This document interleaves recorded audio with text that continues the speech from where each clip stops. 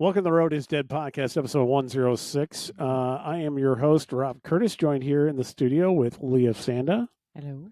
And remotely, we've got Mr. Tim Strelecki. Howdy. And we've been trying to record stuff. We've got all sorts of problems with it. I'm going to hope to God that whatever we're recording now actually comes out. So apologies. But anyway, we were talking about the Intelligentsia Cup. Is no longer the Intelligentsia Cup. It is now called the Chicago Grit. Obviously, because Intelli stopped being a sponsor, and they went with a name that was less sponsor dependent. Yes. All right. Reactions to that have been mixed from everybody I've been talking to. How about you guys? You heard anything? You talked to him. You talked to Marco, didn't you, Leah, when you were in Arizona? I did. It makes sense to have a non-sponsor specific title or name for it. Some people a little bit chuckle about the grit and think, what is it going to be, gravel racing? But I think that would be awesome. I'd be all over that. It is not. It is all the same races that we have, the same roster of races. All crits. So, yeah. That's the deal. And registration just opened today with 20% discounts. Yeah. So, boom. Happy tax day. Same story, just a different title, Yeah. It'll be good. Day. I was actually kind of happy because I had finished my taxes for the most part. I'm still trying to file them right now. But I know I asked you, Tim, when we first started, if you had filed your taxes, and you got them done in January, right? Yep. It sucks. Darcy's all over that. Like, I don't, I would have never known, anything unless someone actually told me today's tax day. I would have been like, oh, I should probably do them. But she takes care of that super early. So I'm fortunate. This is one of those things. I can go on a tirade on this one. And it's one of those things where, owning a small business makes your life pure hell. Because it's not like you've got an accounting department standing behind you. And most small business owners will pay an accountant to do all this stuff. But to be honest with you, it just doesn't make sense for, quote unquote, as small as I am to do that. But it always ends up being a huge hassle and a huge pain in the ass this time of year, every year. And that's why I wait until the last minute because, it's one of these, I would jump on it if I was getting a refund, but I haven't gotten a refund, since I stopped working for other people and they stopped holding money out of my paycheck. So it's always you got to pay anyway. So, why the hell am I in a hurry to pay it? I'm sorry. I didn't, that's my little tax tirade that I decided to go on. Short and sweet. It's perfect. Yeah. We've got all sorts of technical difficulties on this side. This display is like telling us that we're not recording anymore. And then it kind of is telling us that we're recording. I actually don't know what is there. I say we just roll with it and have a good conversation. Yeah, I mean, we can have a good conversation. None of this may end up going anywhere. But anyway, the Intelligentsia Cup we covered really quick. I did want to say we're both wearing buttonhole chamois cream shirts. We did not coordinate that. That was by accident. But I have been challenged we're going to do a buttonhole giveaway. So send an email out to roadisdead@gmail.com. All one word, roadisdead. All put together at gmail.com. And I think you chose a number between 1 and 10, and that 7. Number is 7. So the 7th email that we get, we will send you a jar of chamois cream as a thank you for listening. And then all the rest of you, instead of waiting for a free jar, just go out and buy one from your local shop. And if your local shop doesn't carry it, by all means, have them reach out to us and we can get them stocked up. Once again, Enzo's Buttonhole Chamois Cream. Actually, we're just calling it Buttonhole Chamois Cream at this point. Although the Enzo's name is still around, it's just Buttonhole Chamois Cream. Take care of your buttonhole. Speaking of taking care of your buttonhole, I've been on the bike a lot lately. A lot for me, I'll say. I rode, I think, if we include yesterday, I rode, I'm obviously including yesterday, 6 out of the last 9 days, which is like huge for me. I don't have a ton of miles on that, but I think yesterday's rides were like, 5 or 6 hours. And then if you include like all the sitting around in between, because it was 12. a long, like, yeah. They spent the whole day on I or think around there's the a bike. hashtag for that. There's a hashtag called that. It's called berry cramming. Is it? Is it berry cramming? No, I Am I just made cramming that my up. berries? Hashtag berry cramming. Thing is, I'm not really cramming for berry, but I'm not Well, you certainly don't want to go there and feel like crap. That's true. That's very true. It's not a course you want to feel like crap on. I don't know. I kind of feel like I have gotten a lot of time in the saddle overall, but this last bit, it's just been, we've had a good spring. And because we've had a good spring, I've been like, you know what? I want to get out and get on the bike and spend some time out there riding. So, it's in the mid 70s yesterday, wasn't it? Yeah. Oh, it was 80-ish. 80. It was, wow. It was amazing. Yeah. Yeah. I mean, it was a bit rough. I actually had to put on sunscreen, remember where the sunscreen was, things like that. You didn't have your winter coat on? I did not have my winter coat on. I didn't Very even. Good. I got dressed in the morning to go ride, and it was first thing in the morning, so I was kind of scared about how much time I was going to spend on gearing up. And starting in the morning, you think it's going to be kind of cold, because it always is when you start in the morning. But I actually went with it and just went jersey and bibs, and glad I did. I was sweating in the first couple of minutes. So, dude, for rough road, I was like the thinnest of thin.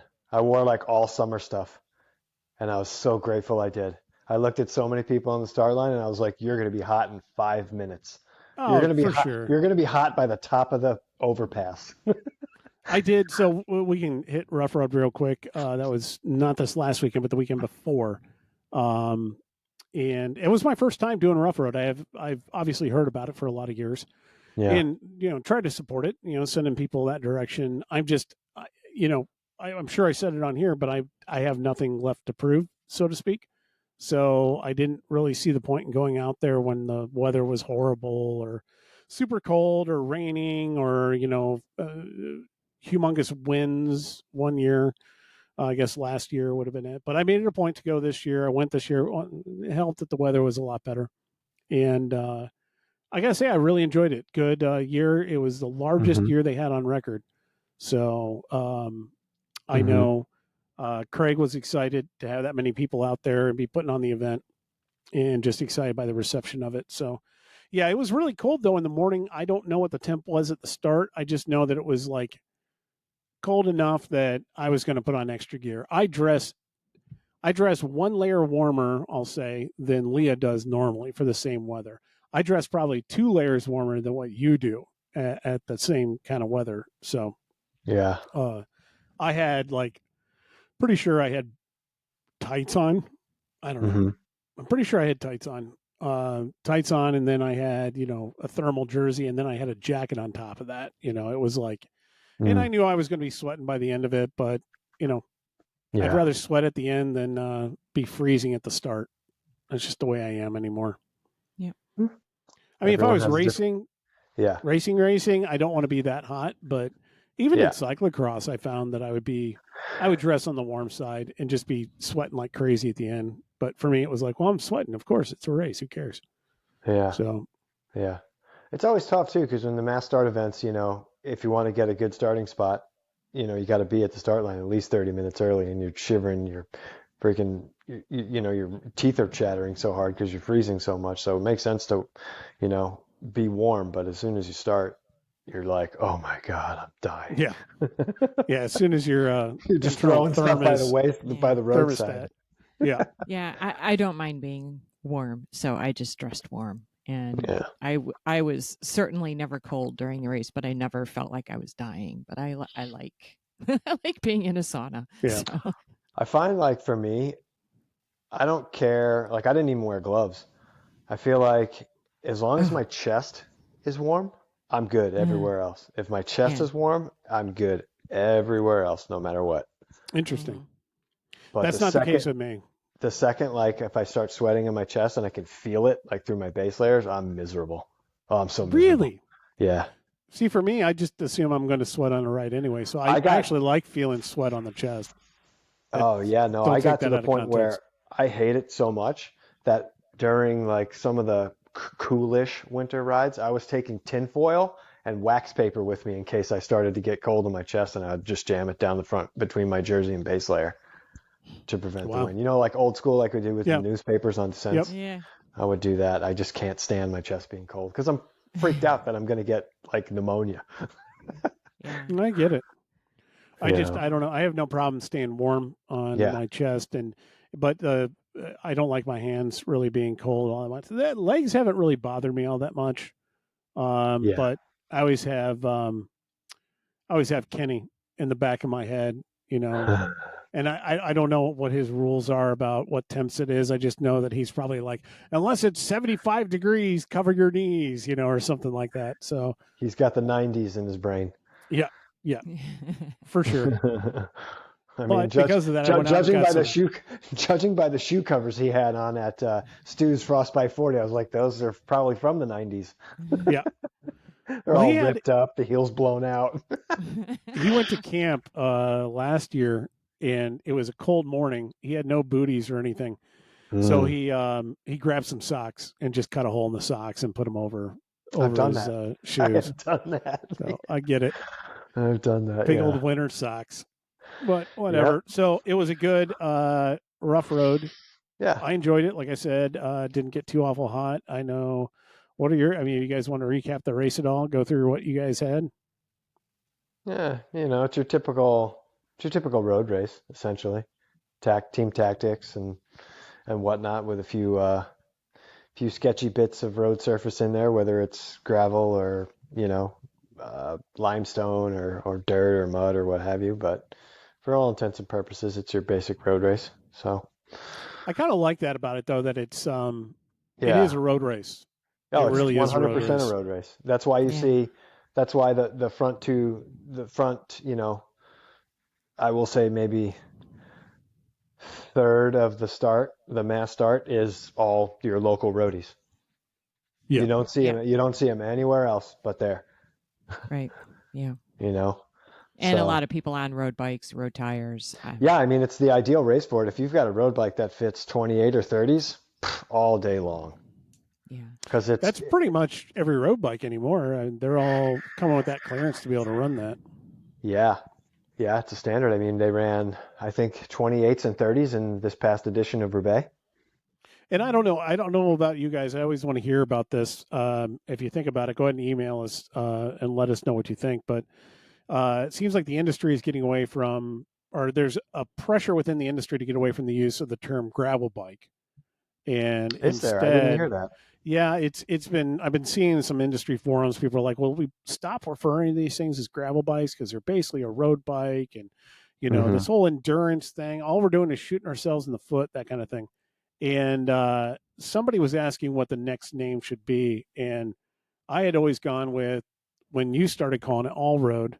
Yeah. It's an all road bike. I started, using that, and I've been finding more and more. And I saw a couple of people chime in on a couple threads saying, it should be all road. Let's just call everything all road anymore, because gravel's just a road. Yeah, albeit a rough one. Yeah, it's just a crappy, poorly maintained road. But yeah, it's a road. As long as it doesn't matter what frame and fork you're riding, as long as your bike is comfortable to you and you have ample tire clearance, you're good to go. And you have good enough skills, you're fine. So we're going to call it all road. And, when you look at bikes that are considered to be all road bikes, they should have that clearance, and then they're perfect for an all road race. Yeah. That's kind of where I'm going with that. I don't know. Yeah. It really, to me, it has the taste and feel of an actual road race from back in the day. It absolutely does. Really enjoy it. I mean, the dynamics up at the front were that exact way. Yeah. I mean, I certainly used road tactics the whole race. So yeah, 100%. And it's interesting to think about that too, because that means the only real difference is that because it's not a road race, we don't have to have officials following the field. You don't have a yellow line rule, so to speak. I mean, if you really think about it, it's all we've done is reduce, quote unquote, the safety of it. I'm just saying that as a general term. I'm not saying it's an unsafe race. We have less oversight and supervision, and yet we're still getting it done. That's a good point you bring up, Rob, because it's a USAC race. Yep. USAC race, there should be USAC rules enforced. There should be a moto, a commissaires riding around with that field and enforcing that yellow line rule. Right, but it's still USAC. It's not a road race. But it's not. It's considered a gravel race, which has different rule sets. So, so all you have to do to jump through the hoops is call it a gravel race? Apparently. There's your out, Rob. You could do a whole road series and just call it a gravel race, gravel series. It's a gravel series. And just throw some rocks on the road. Yeah, just find some of the most terrible roads around and have a race. I mean, we do, for those of us that do remember, Leland Kermesse here, Leland was a gravel race. I mean, it had large sections of gravel. I don't even remember anymore, and I don't want to speak incorrectly, but I want to say each loop was like 15 miles, and like 5 or 8 of those miles were on gravel, like real gravel. Mm-hmm. And I think it was like 20 miles, and out of that, 15 of that was on gravel or something. I don't remember. And they even ran that like a road race, because I remember there were it was a road race. cars with wheels in, wheels out, and everything. Wow. Yeah. That was back when everybody thought road was still okay.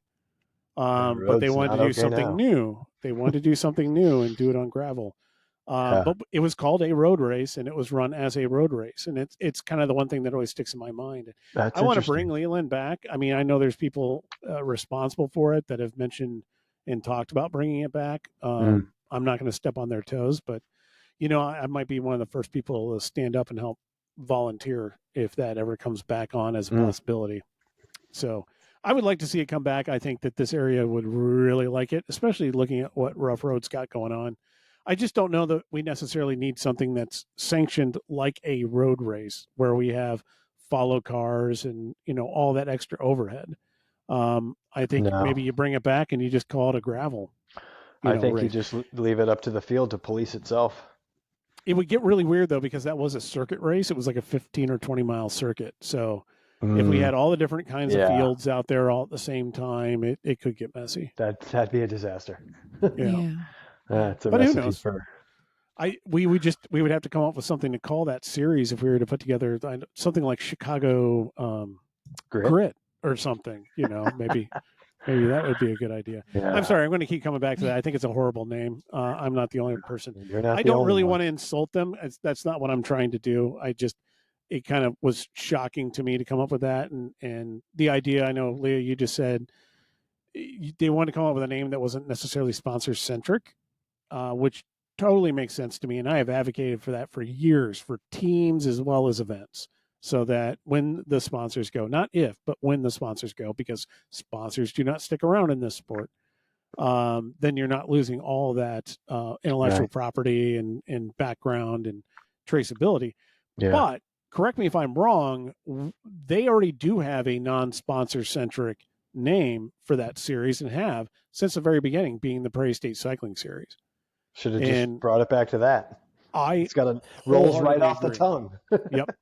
I liked Prairie State. I did, and I can only assume. I didn't think to ask, but I can only think to assume that they wanted to have a fresh new name.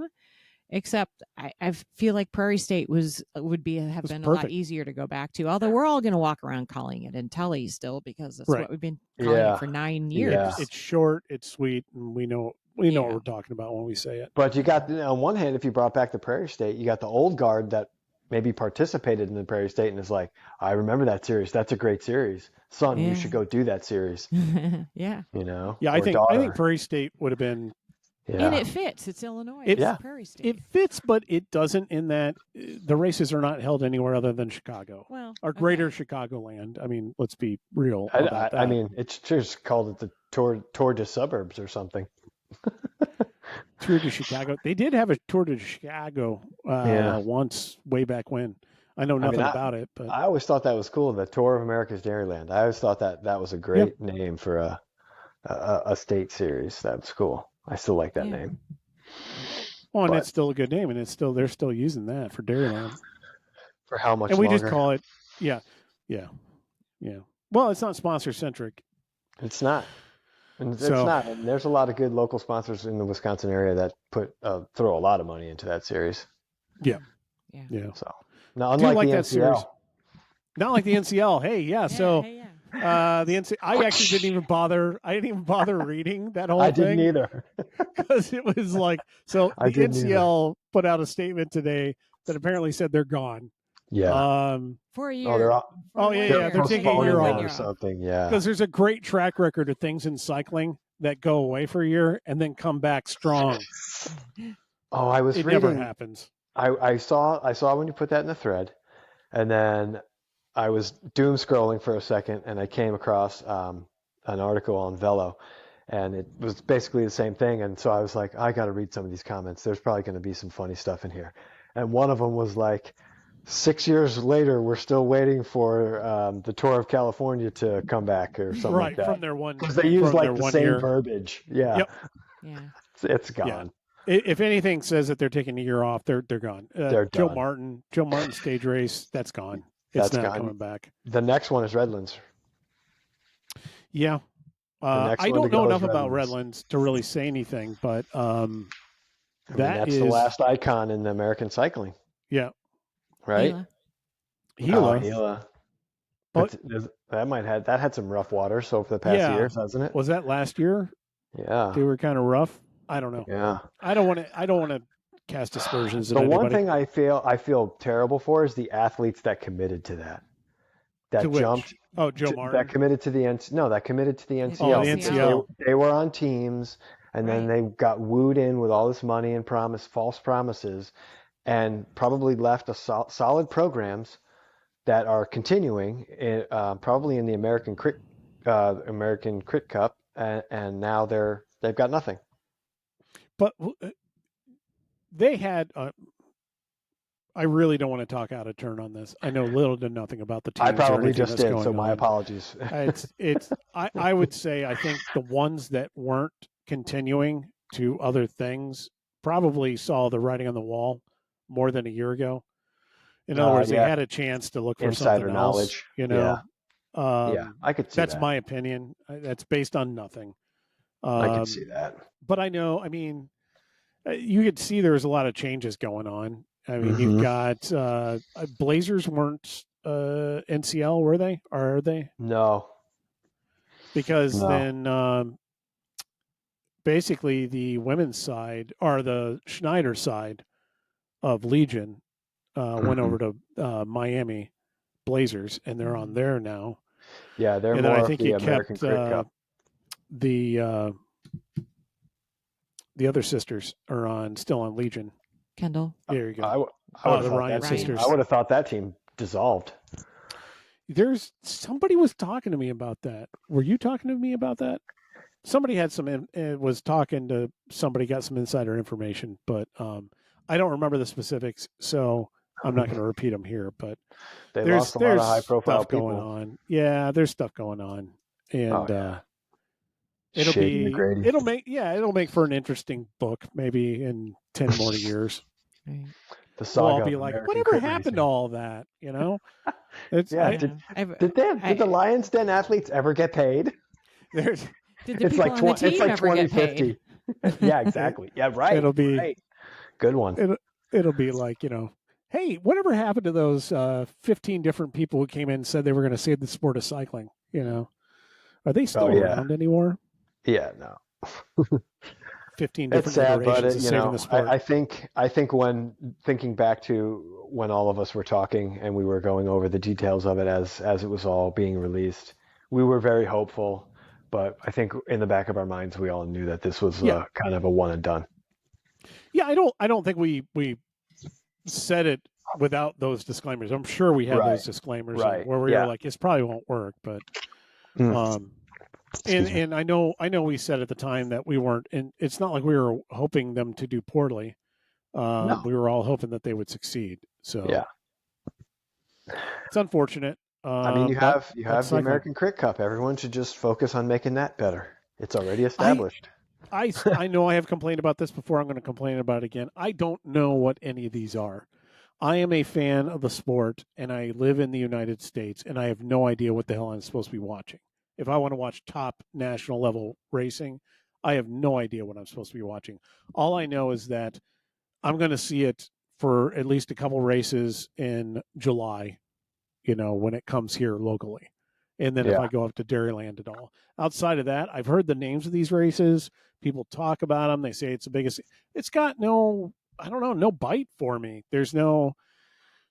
I don't know who's in charge of making sure that we all know this, but whoever it is not succeeding. And people want to point the finger at USA Cycling, but honestly, USA Cycling has little to nothing to do with that. No. That's really down to the promotion. Yeah. Although this is ACC, the American Crit Cup. Is that what we're calling this? That's like the one that's like the old USA Crits, because like the guy that was running that went to jail for like child pornography or something. Yeah, it's the rebranded version of that, I believe. Okay. All right. So this is USA Crits. So now that I can kind of get my mind around that. Like the American that theoretically falls under USA Cycling, I believe. They do have something to do with it, but yeah.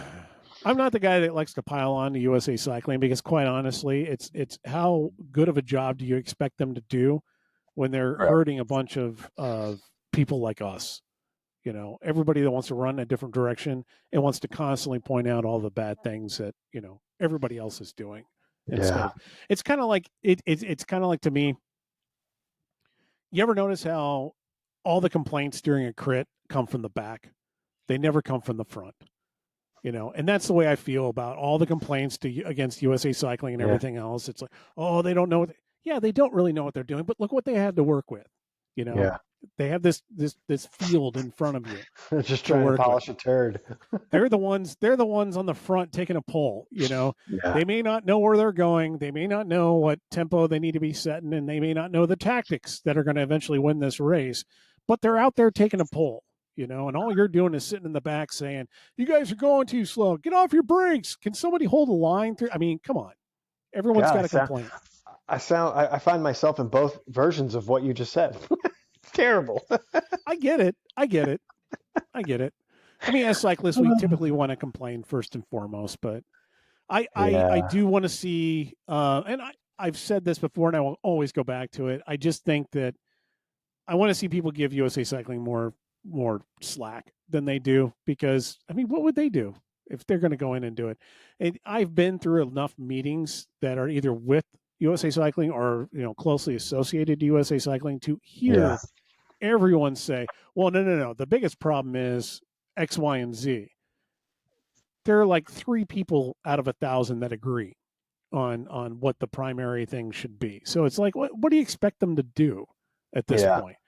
I mean, they're supposed to run our national championships. Let's have national championships. Everything else is just gravy, you know. Did you guys hear about this past weekend, that Levi's Gran Fondo? Did you hear about that? I know nothing. All I know is that Levi's Gran Fondo has been coming up and up and up in terms of what I see in comments and stuff. Here's the deal. Apparently, you know, he has his Gran Fondo, and in the years past, it was run like a Gran Fondo. However that is, I've never participated in the Gran Fondo, so I don't know. I know it's mass participation. So he wanted to bring back, he wanted to breathe some life into kind of what has been lost in the American cycling scene. So he created this 130-mile route or race. It was deemed a race around Sonoma County, more like suited to like a style of Liège, LBL, something like that. Hard, you know, terrible road surfaces, whatnot. Mass start, treated just like a road race, brought out all these heavy hitters from both the roadside and the gravel scene, and they went and beat the crap out of each other for a nice road race. So he's trying to breathe some life back into the American road racing scene, and this was kind of a new spin on that. It was really cool. Good. Yeah, no, it sounds good. Kind of a little bit, you know, road race, a little bit gravelish in that it was a mass start. Team tactics took place, you know, European pros came over. Country and a little bit rock and roll. Yeah, I got it. Yeah. Something different.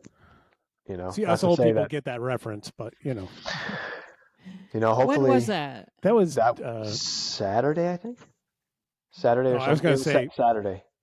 I was going to say that was the 70s, Donnie and Marie Osmond show. Oh, yeah. No, the Grand No, Fondo. So that was recent. yeah, Super Saturday. You know, it had recent. terrible weather, rainy, just cold weather. So it was like a bona fide spring classic. So it's cool. Nice. So That sounds good. I think we need a lot of stuff like that. That'd be cool. I don't. just different, you know? Yeah. Just different. Maybe the problem is that everybody's got to make a series out of everything. Yeah, I don't. You don't. I mean, if the Levi's Grand Fondo proves that you don't have to have a series, you could just have an event, have a good event, call it whatever you want to call it, make it cool, make it entertaining, make it a race, and it'll bring people in. Because yep. I'm sure that in that field of mass participation people, starters, there was people that didn't want to race, that just want to chill and do a cool event with their friends. You know? Yeah. The pointy end races and the back parties. I feel like I'm eating my words, but I have obviously complained about gravel events being events and not races for a very long time. And then I've done a bunch and what have you, and well, whatever. Yeah. I've given up on the idea of road ever being what it was in that period of time that I'm thinking of when I think of road events. So I don't know. Maybe we just do create this, mashup of events like that where it's mass start, but it's also pointy end racing, and it's got less rules, and people are going to get hurt, and it's not what any of us want. We fought hard to get rid of all those risks and make better events by doing formal structural racing, but that's not what anybody wants anymore. No, and so I think they want to die.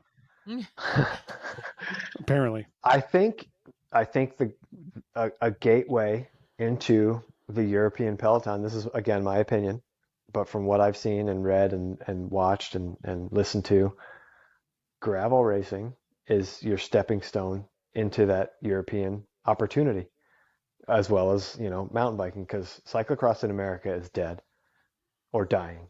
Road racing in America, I don't know, as we know it, is dying. Maybe we're trending up for cyclocross, but the road side of it is going down. And this gravel is a stepping stone. When they're having junior gravel camps, that's saying that you'll benefit from this if you do this, and this is your goal in the long term. It's a way of developing talent. Even mountain bike stuff like the NICA and all that stuff, it seems to have. I'm starting to hear a lot of very enthusiastic pushback against it, and a lot of people leaving the NICA system. Really? People are coming out with complaints and all sorts of other things about being in NICA. I can't speak to any of them, so don't hold me to anything. But it seems like it's losing popularity in certain areas, and it has to do with whatever. But it's like in cross, I think is seen. I don't see cross necessarily losing anymore, if that makes sense. I know in our area, I don't think it will. I think it's we have plateaued at the bottom and started to come back up, and I really see good feeling, good push, and good momentum behind it locally. I can't speak about the rest of the country. I think there's a lot of areas that may, during the peak of cyclocross, that created a cyclocross community, but it was never really super big or active, and that has dissolved. I think in those areas it's gone, and I don't know that it'll necessarily come back quickly. I think the areas that have always been the hot spots of cyclocross, I think those communities, albeit smaller, are very strong and just working it and just pushing and going to keep going in and out. And I don't think that they're necessarily looking to build at this point either. I know, like, even on our end, it's not like we're sitting here going, oh, geez, we need every race to have an extra 200 riders or anything. No, I mean, everybody just wants to, we want to do our events. We want to have great courses. And we want everyone who wants to do it to really enjoy the experience of doing it. And that's kind of where we're at now. And I like it. I don't think there's anything wrong with being there, to be honest with you. It still represents a great place for people to come into the sport. So that's where I'm at on cross. I think we're good there. I think road, it's been kneecapped for so long and really been on death's door that I think I want to say we've seen the bottom I know from my perspective, I think we've seen the bottom, but I don't think for other people they will agree with me on that. And I think that's because I'm using as the indicator when people other than those of us who continually run everything, when other people start really getting involved, going, we really need to do something and start having some events and do it. And you start to hear them talk about the sport with some enthusiasm and talking about the love of it and what they really like about it. I've been seeing a lot of newer energy, blood, so to speak, getting involved with putting on races and trying different approaches and not necessarily going after the same things anymore. And I've been seeing those kind of people start to say they're really concerned about stuff going away and they're going to try to do something about it. That for me indicates we've hit the bottom. We're starting to come back up. So time will tell. I wish them all the luck, and I will stand there and help. I say that, and yet we had races this last weekend in Chicago, and I didn't go to them. I instead spent both days riding my bike as much as I possibly could, and I got to say I didn't really lose a lot of sleep over not going. Barry cramming.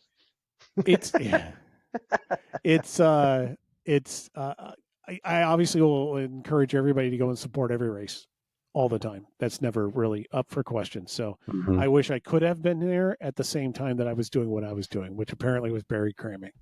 So, but Barry obviously being Barry Roubaix, that is this upcoming weekend. Yes, I didn't mess that up, right? Nope. This Saturday. Nailed it right on the head. Yeah, it's this Saturday. I am doing it again. Kudos. I'm not sure why, but I did it the last time 2 years ago when it was super cold, and I had a miserable time. I remember thinking to myself, I have absolutely nothing left to prove on a bike. Why am I out here? This is a waste of time, money. These roads aren't even all that interesting. And why did I drive 10 hours, just to go and do this thing? Yeah. Yeah, because all the stories would come back and you'd be like, I should have went. All the team, there's a big group of people from the team that head out there every year. We get a big house and you feel like you were missing out on something. Okay, so that's why I went the first time. Is I was like, hey, there's this big house. Everybody says it's great just for the party of hanging out with everybody and seeing everybody. It was so cold that it was the most miserable party I've ever been to in my life. That was a horrible, horrible party. It was definitely not worth driving 10 hours. It was just too stinking cold. Yeah. And I had a kid. Not 10 hours away. It's 5 hours each way. You could ride to Barry in 10 hours. How many hours away is it? It's like 3 hours or something from my house. Yeah, like I said, 5 hours. I mean, you guys got to understand.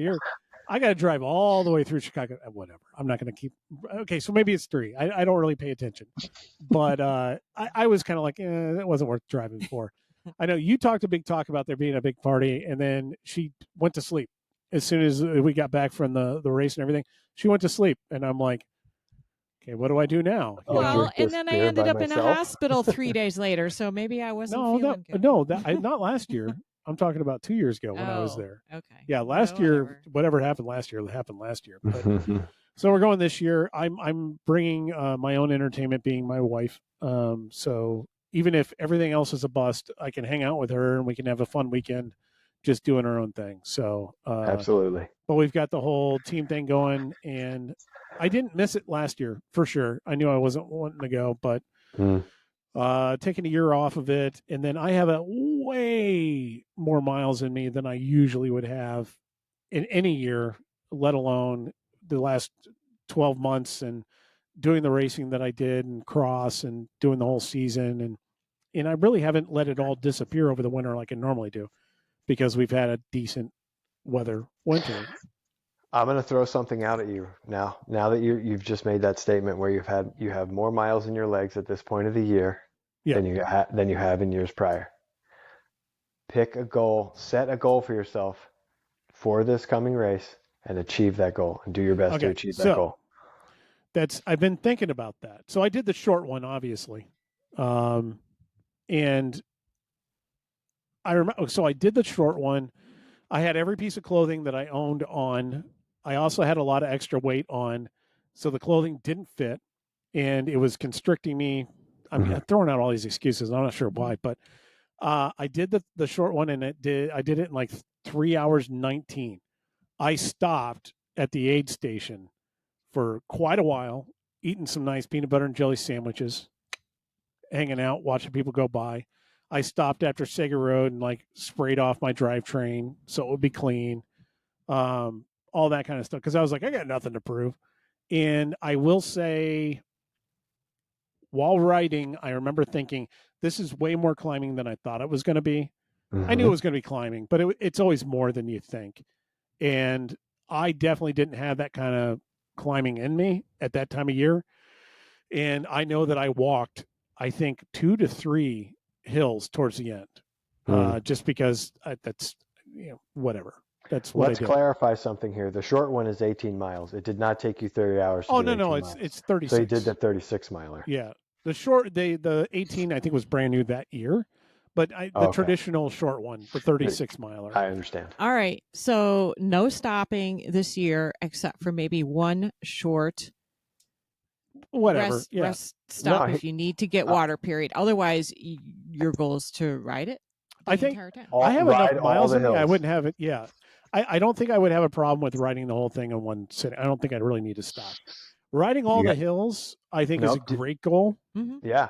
You've got, I think you got a 2x. Shouldn't be a problem. Motor right on up those things. I had a 2x then too, though. Yeah, but you weren't in the condition you are now. So yeah. Yeah, exactly. So but my big goal was going to be beat the 319, just period. Beat the 319. Perfect. That's perfect. But I know I'm going to beat that, barring some unforeseen circumstance. And I'm trying to think if maybe that's too light of a goal. I mean, the easy one I think I can easily be 319. The other one will be just ride the whole thing. I don't think that's going to be if you ride the whole thing, you'll beat 319. Right. And riding every hill, I think that's a pretty good, because even if I go fast, I can see myself jumping off on like the top of whatever that is, the wall, the one that comes like late in that. I think they call it the wall or whatever. Yeah. That's one where I just kind of went, and I got off the bike like halfway or 3/4 of the way. I had never seen that. I only did Barry last year, and I've always heard about it, but I've never seen it, and I didn't even pre-ride it. And when it came up, I was like, oh boy, here it is. And then it turns left and keeps going. Yeah. And I don't remember it being, I'm going to say, that difficult, being that on its own, it wouldn't have been that big of a deal. I don't think it would have been. Yeah, it was a good climb, good little hill. They throw it in there. It's just throwing it in after all the other crap that I've done was just too much for me, for sure. Yeah. But I remember I was walking a bit of it, and I saw somebody from one of the longer routes that was obviously up near the pointy end, just came right. I mean, just railed it, just went up at like, almost 20 miles an hour. And here I am going, have fun. What's his name, Tim? I don't know. But I don't know. I'm thinking, so we had to self-seed our start this year, and they said something like seed where you think you're going to finish. And I think I put myself in the 2.5 hour bucket. So I don't know. Always go up a little bit. Yeah, that's what I don't know that I'm going to finish in 2.5, but I have a feeling I will finish between 2.5 and 3. I'll probably be in like the 2:45 range. So that's my guess for right now. That would be dropping what? 35, almost 40 minutes off of my previous time. So that's a good goal. That's a good goal. So if we don't do another podcast ever, it's because I didn't hit any of these and I just don't want to own up to it. So no, just start making your excuses now. Well, I mean, maybe I'm overtrained. Maybe I have too many miles in my I mean, it's always a possibility. Depends. Yeah, I mean, the last ride I went on 2 different rides yesterday, and the first one we were probably a mile or 2 into it, and my legs were doing that whole, I don't know, man. But then very quickly, my body came around, so I'm in that space, which is kind of fun to be in. Like I want to go ride today, but I'm worried about more other damage to my body. Like it's just, I got the fitness I can ride. I don't know. I could use a recovery. So, Tim, you're doing the 100 for the first time. What is your goal? I think your goal should be to beat me at the 36. I don't necessarily know if I've really. I mean, I have a goal. I don't know how attainable it is, but if I I got to put it at least, I got to dangle the carrot in front of me at least to get the best out of myself. I'd like to make the extra wide angle podium. Okay, so it's a finishing position goal. I'd like to get top 10, whether that happens or not. It'd be cool to, check that box of stepping up on the stage at Barrie and the top 10 somewhere. I don't think I have the fitness or youth to win the thing, but I think if I'm on a good day and I've played my cards right leading up to it, I could. Top 10 overall or top 10 age group? No, they don't do age group in the 100 They mile. don't do age group in the 100? Okay. I was going to say, because age group, I wouldn't see that as being a big problem. Age group starts all together. It's a field of like 350. So it starts all together and you finish where you finish. So you have to beat 340 people? Yeah, that's a lofty goal. I mean, a lot of stuff has to go right for me to get that, but I don't know. Just something like I had registered for the 62, and I was like, okay, I did it once. I know what it's all about. I know what it feels like to be up at the front. But something kept like poking me in the back of my head, going, you should probably do the 100. The 100 it seems more maybe your speed. I don't know if that's the right terminology, but something just kept saying, do the 100, do the 100, do the 100. So I sat on the fence for a while, and they had the opportunity for you to, they set a deadline, and you could transfer your registration to whatever you want to do, if you want to do single speed or whatever you wanted to do with your registration. So in the 11th hour, I had the conversation with Darcy, and she's like, just do it. She pushed me off the fence, so I was committed to it. And Dustin did it last year. I tried to ask him or get some intel from him about it, and he's like, I don't know, which made me laugh. I didn't expect him to recall very much on it, but I like that the majority of the course is the 62-mile course, and there's only 20 at the top and 20 at the bottom that you really have to know. The rest is the 62, so that's pretty cool. I just think it's cool. I just think it's cool you're asking Dustin for information. He's done it. I haven't. No, I know. So I gotta get it from somebody. It's just a rule change from Dustin always asking you all the information. Oh yeah, I don't mind. I know.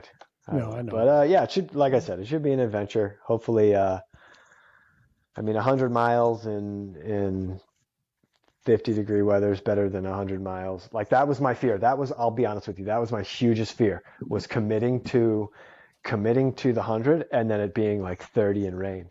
If it was going to be like 30 in rain, I'd be like, I'd probably go. Yeah. I'm not going. Yeah, I'm not going. Right. Because I can't gotta be go honest. back. Blame you. If it was 30 in rain, I wouldn't go. I don't think. I'm going to go out there, but I wouldn't be riding it. I don't think. I don't know. And it's funny because I think like in those conditions, they probably suit me better to have a better result, because 90% of the field will be like, this sucks. But if you're just like, if you're just like, I like this weather, and you embrace it and you just send it, you probably do well. Yeah. I don't know. We'll see. Yeah, that's very true. I could probably get one of my best results by doing that. Because I did do a lot of rain riding and snow riding and winter riding this year, and I'm actually know how to handle it. But I don't know. I just don't really volunteer to put myself into those situations anymore. Yeah, that was my biggest thing. Was like, what's the weather going to do? And that's understandable. The weather's going to suck Wednesday, like thunderstorms and stuff when I get there, and then I'll pre-ride Thursday, Friday, and race Saturday. Are you doing the long one, Leah? I'm doing the 36. What?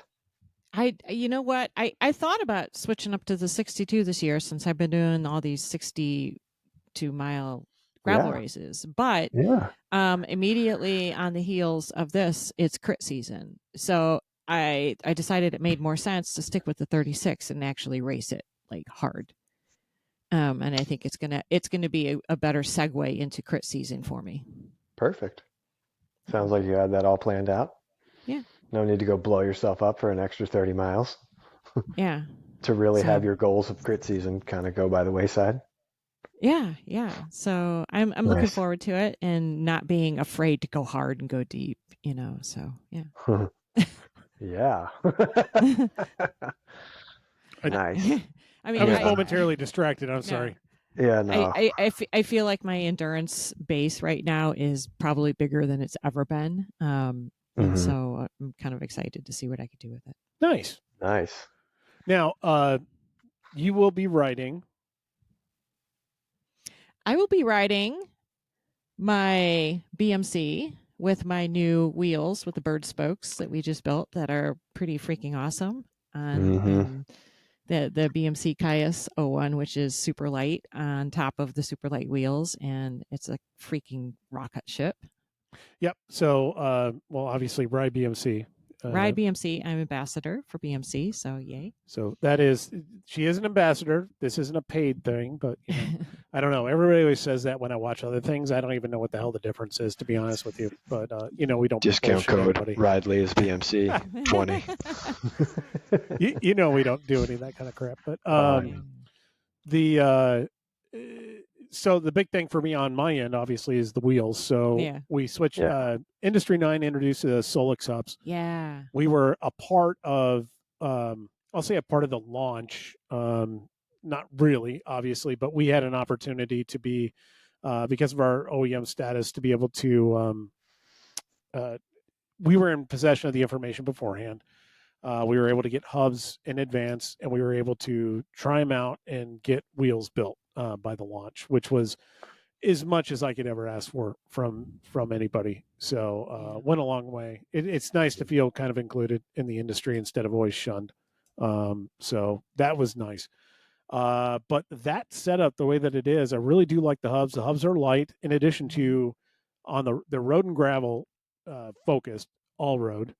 And they are trying to bring the engagement that they have in their higher engagement hubs for mountain biking, the Hydra setup, over to a road and gravel use. And they phased out the Torch hub, which was their traditional hub that they had been using, that had more of a traditional pawl setup. These do have pawls, but they've got phased pawls, and they've got 5 of them. And the way that they've done them, you end up with really quick engagement, and the idea being low drag.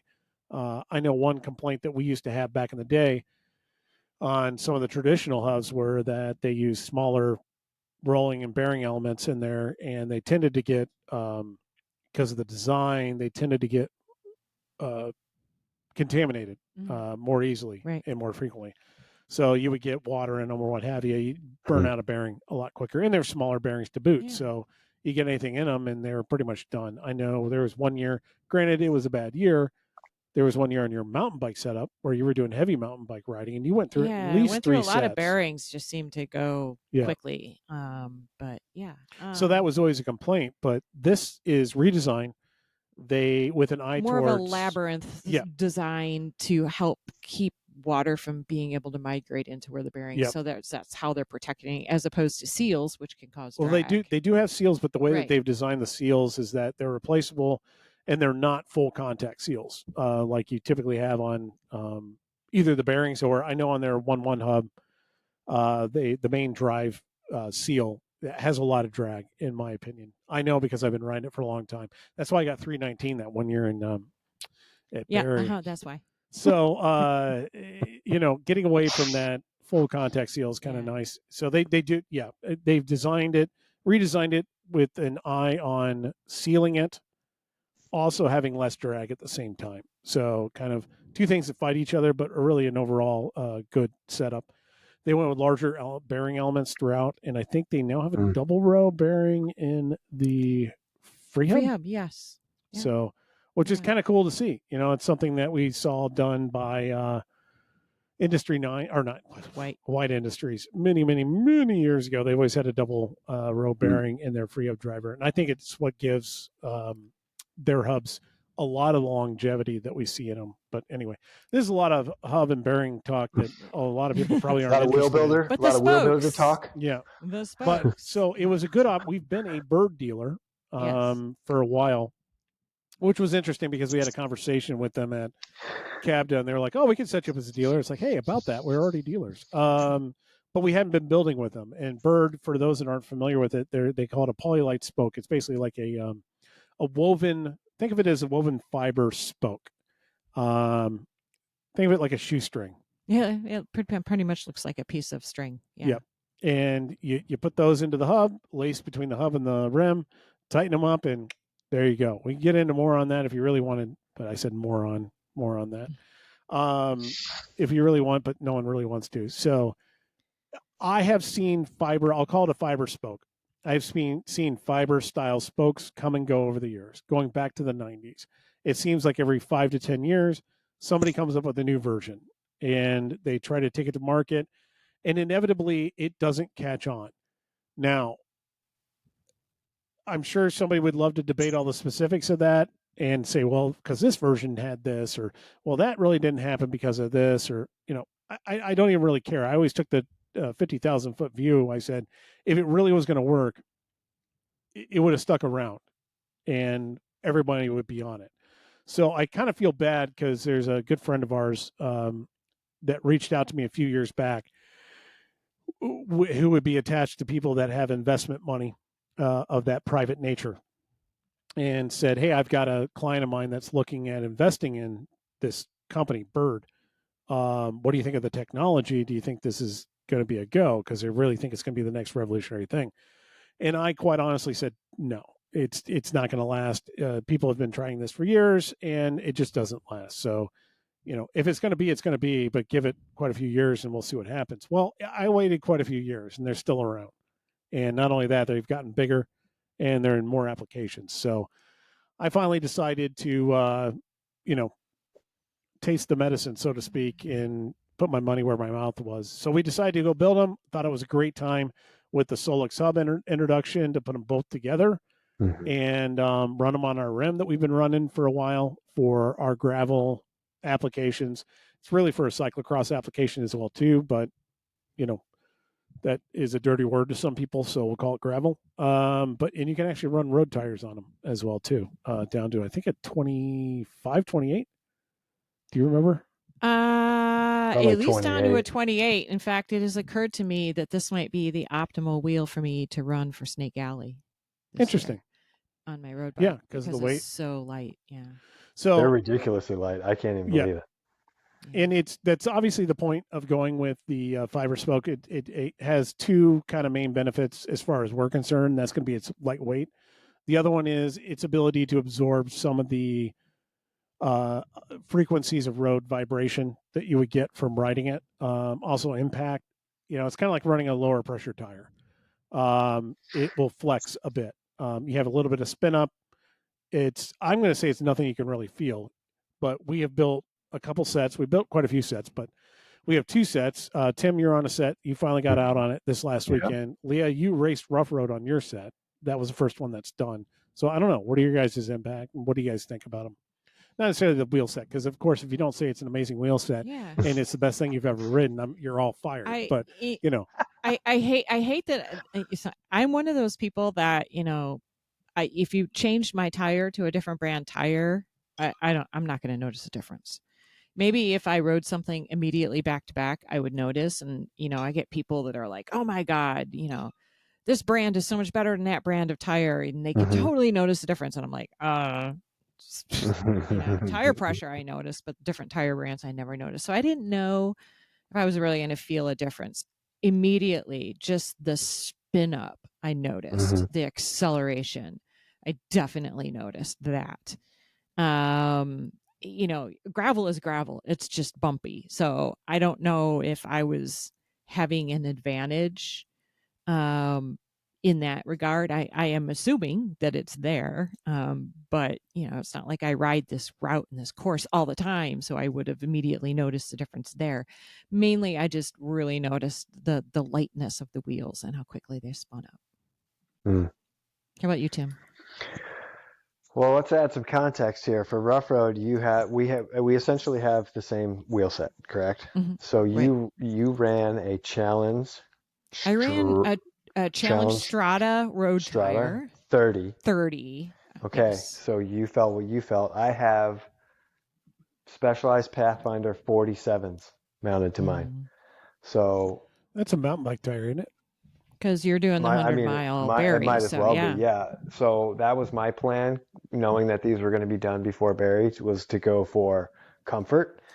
So when I rode them Saturday, I did 123 miles on them first ride, and I could notice all the things that you notice. Like when I first got them up to speed, I was like, holy crap, these really do accelerate. Like my legs don't feel great, but they got up to speed really quick. They climbed super good. They handled a lot of, because we went out through Palos and hit some of the single track, and a lot of it was muddy, chunky, broken up. So I got a good feel for how these actually perform. Stable on all the downhills. And that's a combination of the wheel and I think the tire that I have on it. But as far as the climbing, it was super snappy. Like you could feel the power going into the pedals. Obviously, when I mounted them or put them on my bike, and actually gave like let me see if these make any kind of a difference weight wise. And I picked up my bike, I immediately was blown away.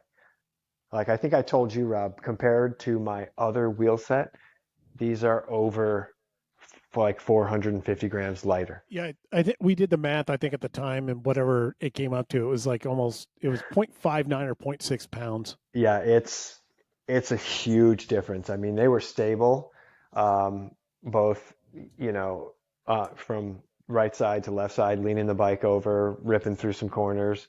I didn't have any worries. I really enjoyed the ride on the road. They were just butter. Yeah. Again, that's a combination of my low pressures, the fat tire. So I'm going to be smooth on the road, but no, the one thing I think I really liked was normally with my old wheel set, when I would go down, I'm lightweight. So when I go downhill, I don't go downhill like, heavier people do. Like me. And I would always notice a slowdown with my old wheel set. I had no slowdown, like just, Interesting. It just kept going. It would just keep going. And mind you, these are brand new and they're not fully broken in yet. Right. So I didn't lose any speed downhill. Whereas before it would be like, I could feel the bike decelerate a little bit. And this just kept its momentum, kept going. Super stable. I love it. I can't wait to race them on Saturday. Nice. Now I have a set that I'm building for myself. But this is a situation of the cobbler has no shoes. I have the stuff, but because I'm on an old Trek, it has a quick release rear and a 15 mil front through axle, and Industry 9 was not making their Solix in anything other than 12 millimeter front and rear. But after pushing them a bit and talking to them, I found out that they were actually making the quick release end caps for the rear. Actually, I think they have them for the front too, but so I'm able to throw them on, but I was waiting for those end caps and they had so many other things going on that they just didn't get them done. They literally showed up this morning. So nice. I now have in front of me, do I tear apart the only wheels that I have and build these up as quick as possible so that I can race them this weekend? And right now I'm leaning towards yes. So I guarantee if you do that, you will beat 319, 100%. There, and we can. It's all the wheel. We can blame. I'm telling you, it's night and day difference. I'm looking forward to it. I do want to do it. There's none of that like what I experienced when you transition from either a flat and start climbing or down to flat to climbing. There was no momentum loss for me. Whereas I would experience that in the past where, as soon as you hit the transition and start going upward, it would be like, and you'd have to really get on it. But this just seemed to I could carry my momentum a lot better through everything that I was riding. Once I do that, my next move along those lines is going to be to put some Kogel bearings in them at some point. Go big or go home. Yeah. And then I'll sell them. I mean, that's $1,000 worth of bearings, so that's cool. I think we do it. And don't hold me to this, but if you look up on our website and go to our configurator, you can actually go on Simet.com, PSIMET.com, and go and try to configure a wheel build. You can actually look at the differential that you pay for Kogel bearings in there. And I think it's like $250 or $260, something like that. So it's not chump change. And if you go and you look at the pricing on what we're talking about, what we set up, it's a lot more expensive.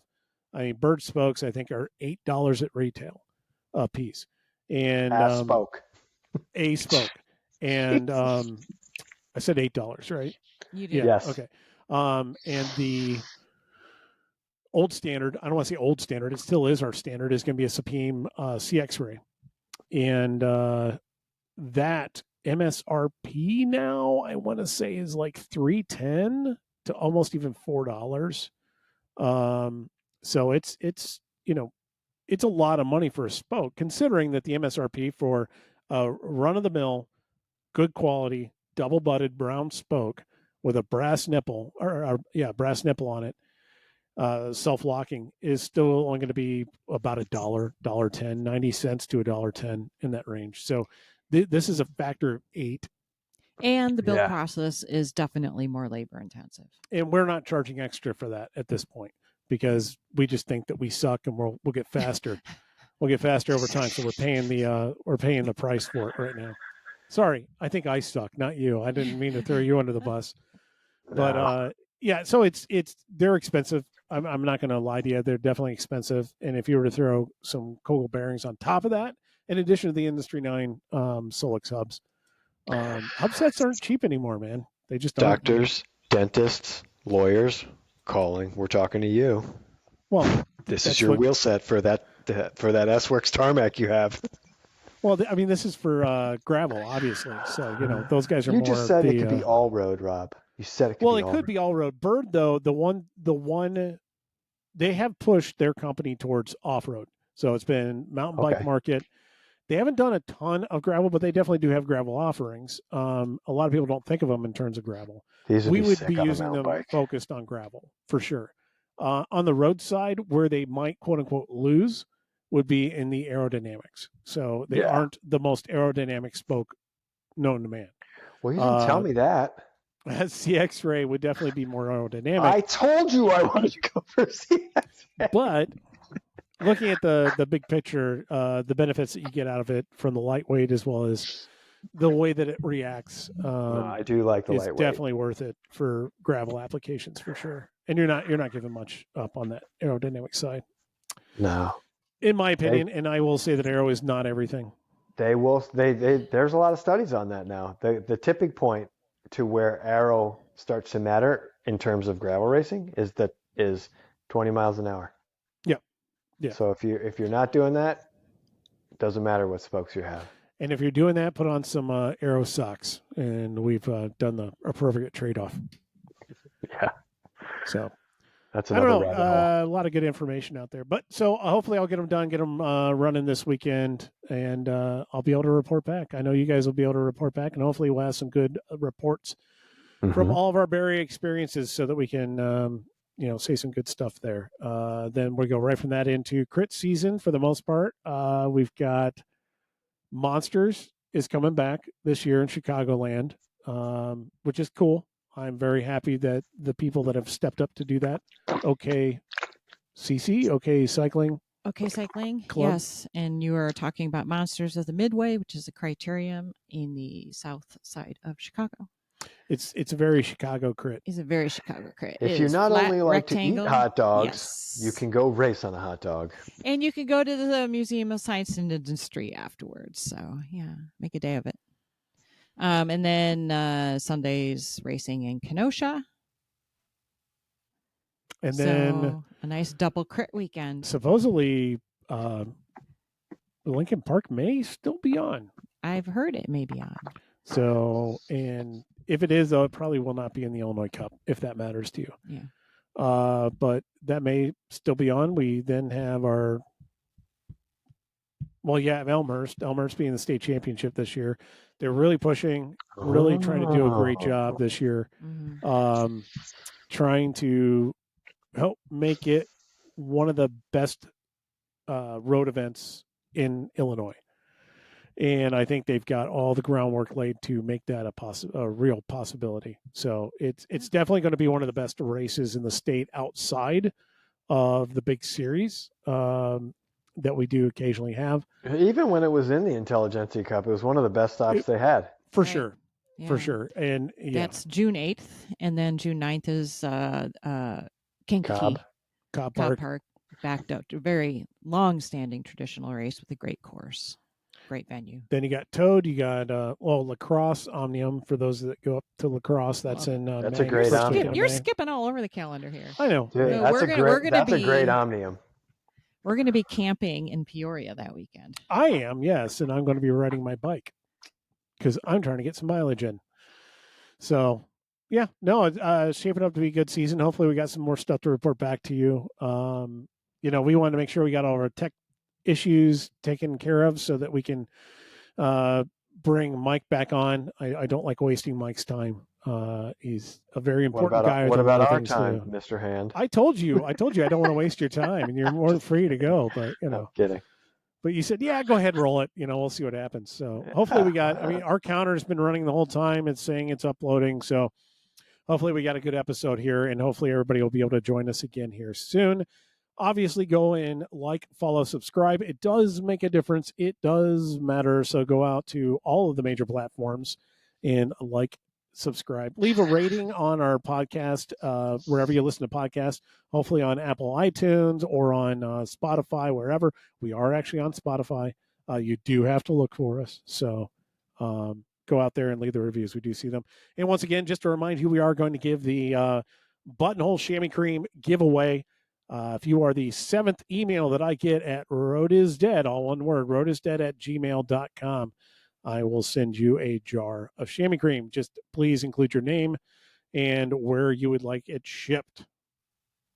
I would appreciate it. So, apart from that, unless there's any other parting shots from anybody, nope. I will say thank you for joining us and enjoy the ride.